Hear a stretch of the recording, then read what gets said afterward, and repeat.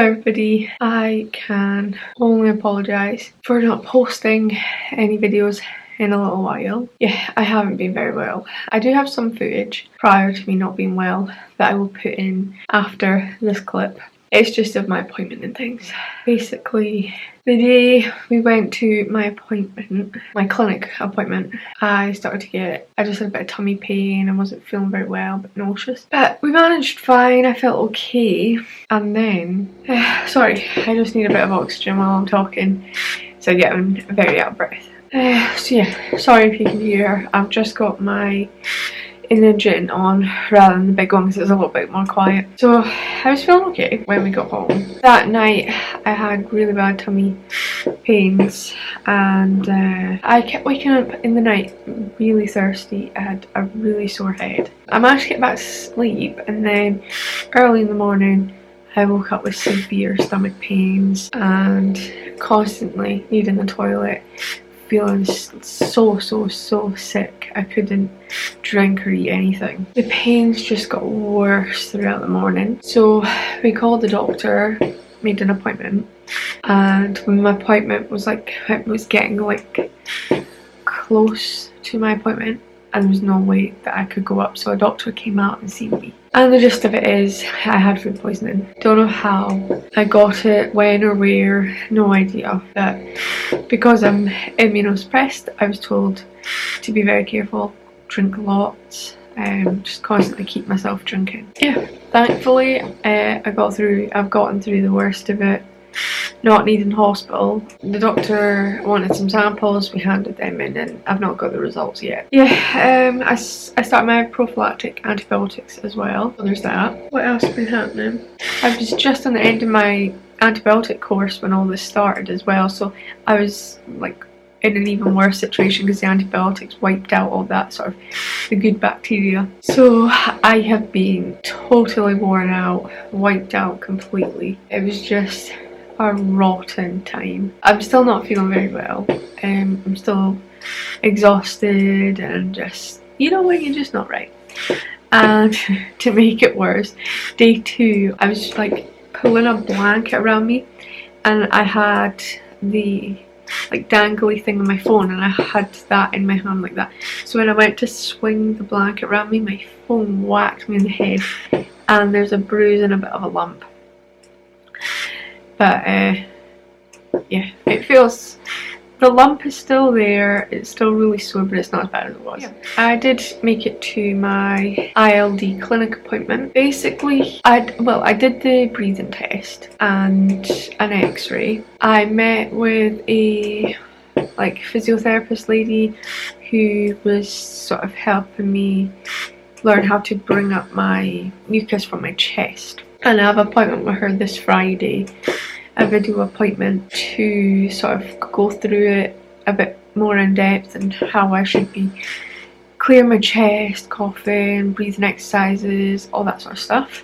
I was speaking to the consultant and based on everything, my breathing test obviously didn't go too well. In his opinion, he thinks it's at the time where I should be listed for the transplant. So he is sending all that sort of stuff and his opinion to the team in Newcastle, so when I see them at the end of the month, we'll see what they say. It is a little bit nerve-wracking. Yeah, I'm just gonna go with the flow. Newcastle might have a different opinion, so there's that.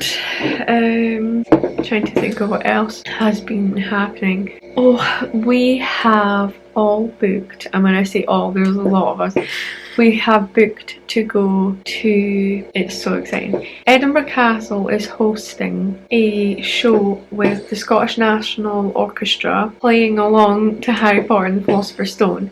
So there's going to be a big screen at the front of Edinburgh Castle. We're all going to be in the courtyard. I think it holds 8,000 people.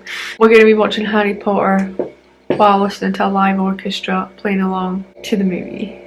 It's insane. The tickets were selling out so fast. So I was like, anybody want to come? We're going. It's in July. Granny Mo is coming. It's going to be very exciting. Yeah, we're going to go and see that. It's very exciting. All of us going. I'm excited Granny Mo's coming. She's a big Harry Potter fan as well. We're going to stay the night, and then we're all going to go to the Harry Potter shop because Granny Mo has never been. We're going to go out and have a nice breakfast. It'll be really good fun. We all have something really cool to look forward to. That is kind of all that's been happening. While I have been at home, I treated myself because I've been using these headphones and they're Michael's old ones. They're kind of all cracked and they're too big for my head and things. So I treated myself to these. These are the Sony ones and they're amazing. They are amazing. They are expensive, but I got them in the Amazon deals. Totally worth it. I love them. Whenever I'm doing housework around the house, I've got them on, and for editing and just things like that. So comfy. Yeah. Basically, that is all what's been happening, and again, I'm sorry I haven't posted, but I'm sure that you will all understand that when you're really not well, the last thing you want to do is pick up a camera. But we're on the mend now, so go on with the flow. But I'm gonna show you the footage that I do have, so I hope you enjoy. Bye. It's an Easter pineapple. What have you got to? It's an Easter pineapple. Good evening. It is Sunday today. It's Easter. It's been a not so good one for me, to be honest. So last night we were just watching TV. There we go, we're propped up a little bit now. Sorry, my arm is getting sore. Yeah, last night when we were watching TV, I don't think I've spoke about this, but I don't know what you would call them, like comforting like tics. And I don't know 90% of the time that I'm doing it. It's only when it gets bad Michael will say, but the tics tend to be in my shoulders. I'll click them, my eyes, you know, just tics. And last night I think I was just very anxious. It was just an anxious evening for me. Yeah, I must have been clicking my shoulders an awful lot, and yeah, something just went pop and grinded on my shoulder. My whole arm went tingly and in pain, and all down my back and shoulder was sore. So today I have just spent most of the day in bed, sleeping, resting, which is fine. We all need to have those days. I watched all 3 of the Lion King movies just because that's what comforts me. But I got up, I've had some dinner, don't feel too well, just feel a bit nauseous. Maybe it's just all the pain, all the painkillers, that sort of thing. We're watching some Married at First Sight Australia, which if you haven't watched you should. It's if you like something like it's really, what would you call it?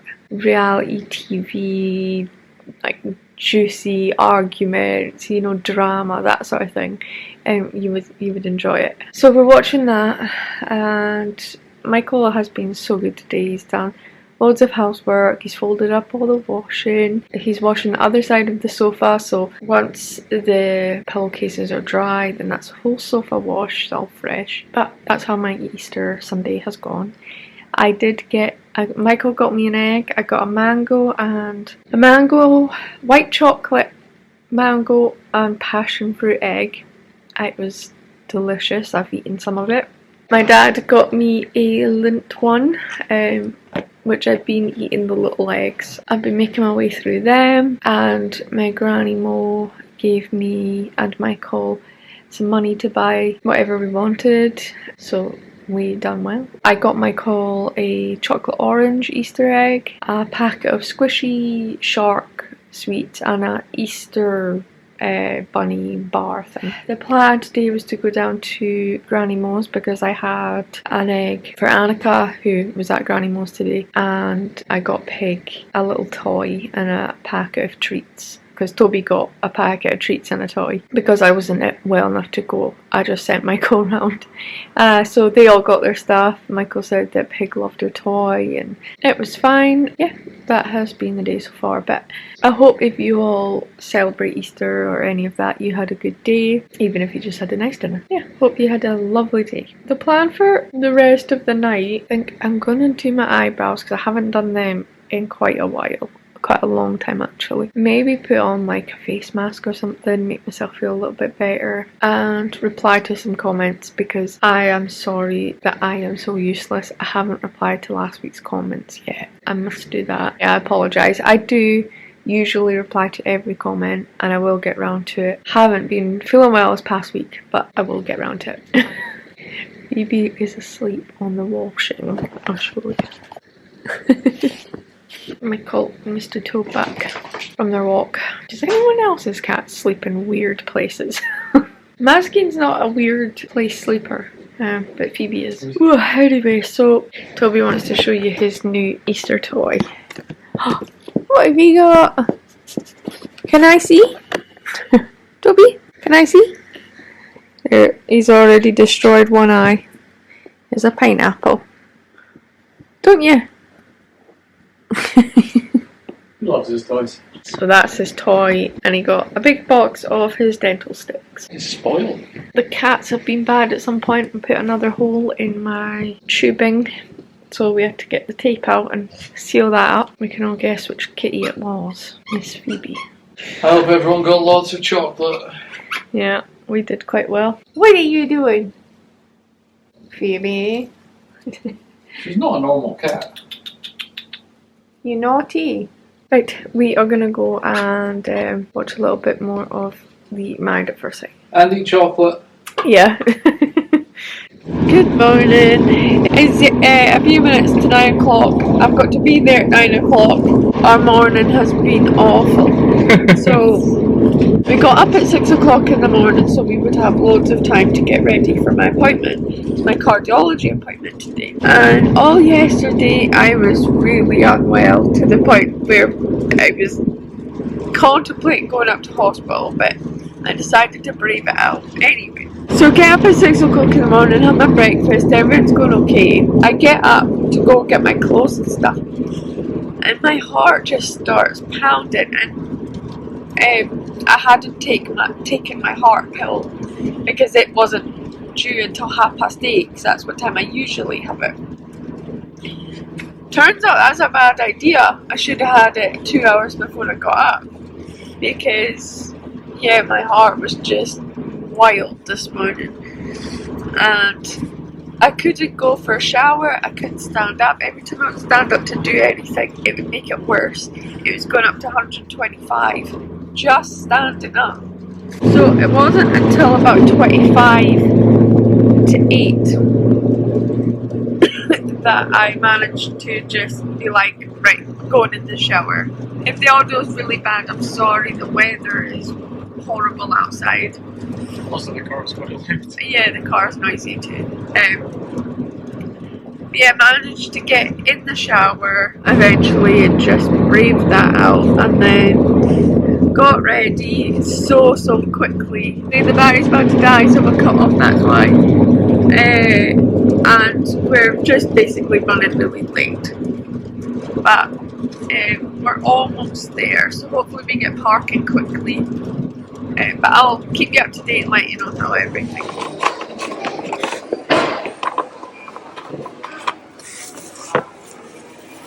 Did you show this? No. What are you doing? The cheesy ones.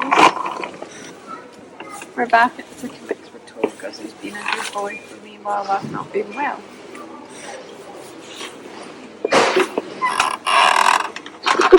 The noises are so funny. We're doing this. It's a pink goose.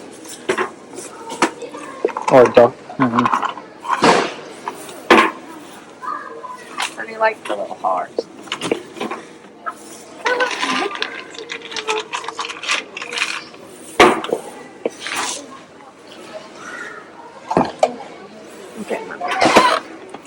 You're spoiling that dog. You got his best.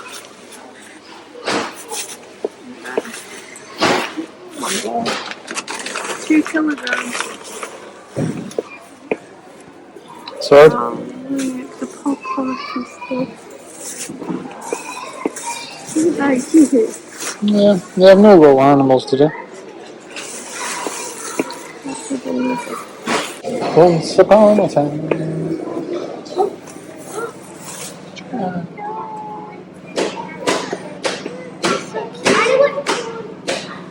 Siberian I know, hamster. Siberian hamster. He looks so like Henry. Great. No. I reckon he's got a few wives to you. Good evening, everyone. Where to start? It's been a long day. I managed to make it in time to my appointment.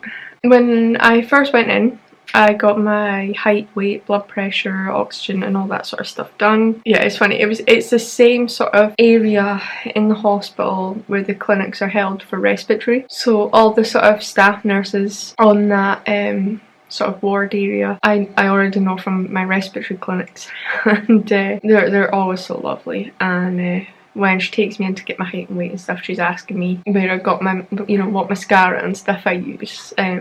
They're all very lovely. Anyway, so after that I got taken for an ECG. After that I wasn't waiting long and the professor called me in to see him, and he was really lovely. Like, explains everything perfectly. Usually I'm a very awkward person, and when meeting new people, you know, I'm a little bit reserved, but he was very nice and explained everything to me and Michael. So, where to begin? He basically drew like a little diagram. I will try and replicate it with my little Ravenclaw pen here. Drew like a little heart like this. And then the heart here is divided into 4 chambers, and this being the right and the left. And then he said like there's the electrical output bit. So when my issue is, so the signals get passed down pathways down here, and my issue is I have a little defect one here, and so this is like a new pathway, and when it goes into this it all beats totally out of sync. And yeah, so the issue being, if they were to do the operation, they would thread a wire up my leg into my heart, and if this issue is on the right side, they can fix it just by going through like the valvey bit. If it's on the left side, they'd have to cut a little hole to go through to then fix it here. I think that's sort of how he done that little descriptive piece. The risks are that I would have a stroke caused by a clot or a heart attack. There is a 90% success rate, but they can't obviously guarantee it working because it could just come back. But basically it's a defect from birth that's causing the SVT, and yeah, they can try and fix it, but because of everything going on, he thinks it's best we just leave it. Unless Newcastle tells us that it needs done, he's happy to leave it.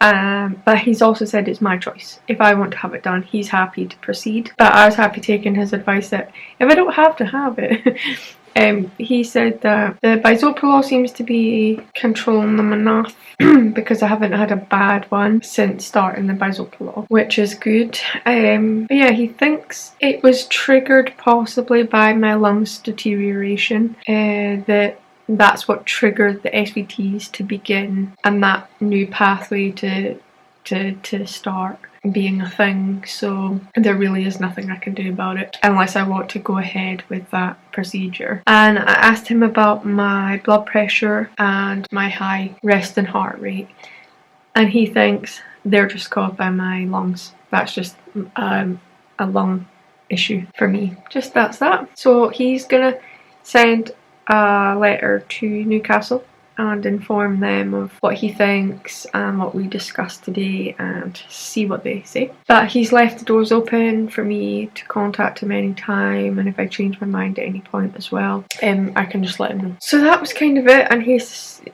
you know, there's not really a whole lot else I can do when they happen. He said the Valsalva manoeuvres are kind of the go-to, but considering everything, he's quite happy with how my heart looks. Yeah, he seemed pretty surprised that it's in okay condition considering everything. So yeah, it's just another birth defect. However, a lot of people, he was saying, do have it, and sometimes it triggers and sometimes it doesn't. But he says in time they do eventually burn themselves out. Like that little pathway will burn itself out.